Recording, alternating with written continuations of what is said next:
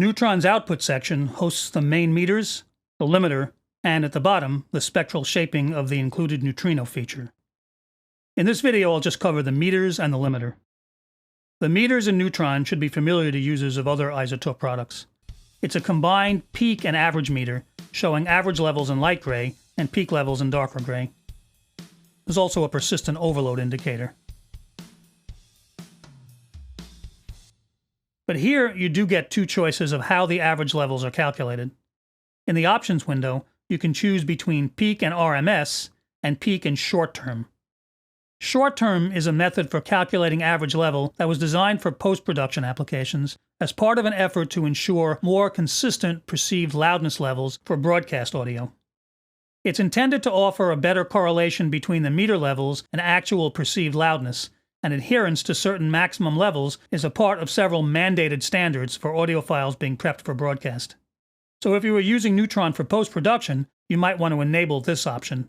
But even if you're using it for music mixing, it still might be a good choice for viewing the difference between average or perceived loudness levels and peak levels on the track.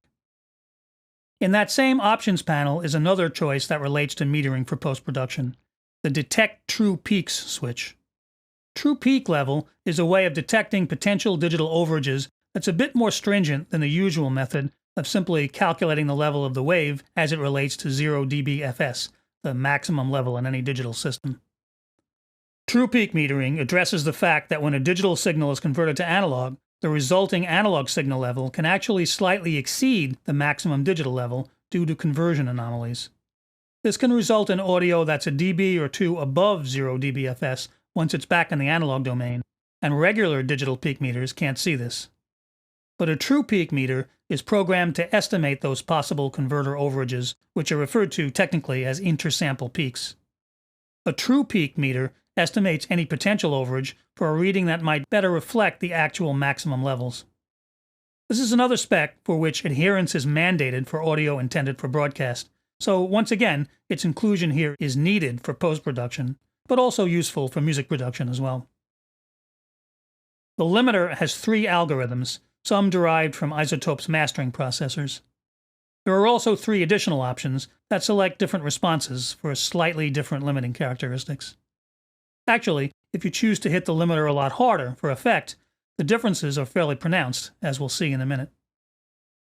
The three algorithms are labeled IRC-LL, IRC-2, and HARD.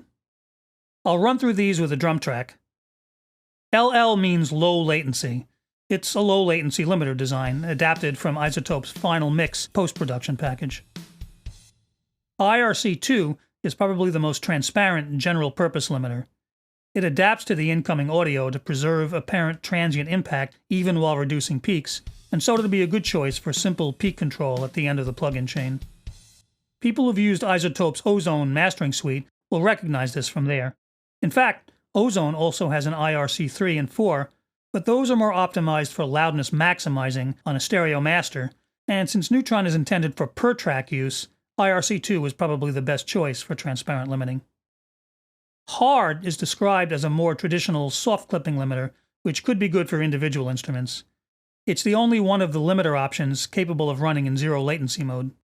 Pushed hard, it'll probably color the sound more than IRC-2, but that can be a good thing when you're limiting an individual track rather than an entire mix. In fact, while you could simply engage the limiter to avoid overloads, if you pull down the threshold to lower levels, you can apply limiting as more of an effect, and it does quite a good job of that. That's where the various options really distinguish themselves from one another. You can hear how LL results in softer transients,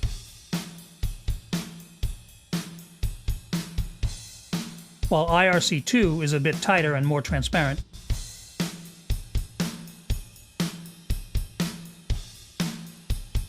And HARD yields a punchier result.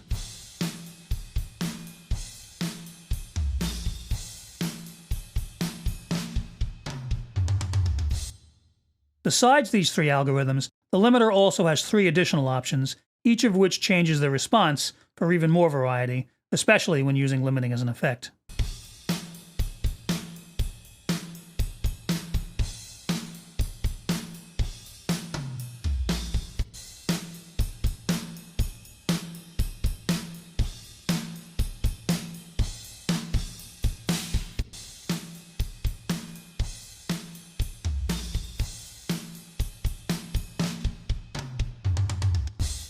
Once again, as you move from option 1 to 2 to 3, it seems that the limiter's response is slightly tightening up. The differences between both these options and the limiter algorithms can be subtle, but sometimes one or the other can be just the ticket for getting, say, a drum kit to sit back in or cut through a busy mix to just the right degree. At the bottom of the output section is Neutron's one remaining processor, Neutrino, which provides spectral shaping as a final polish for the signal.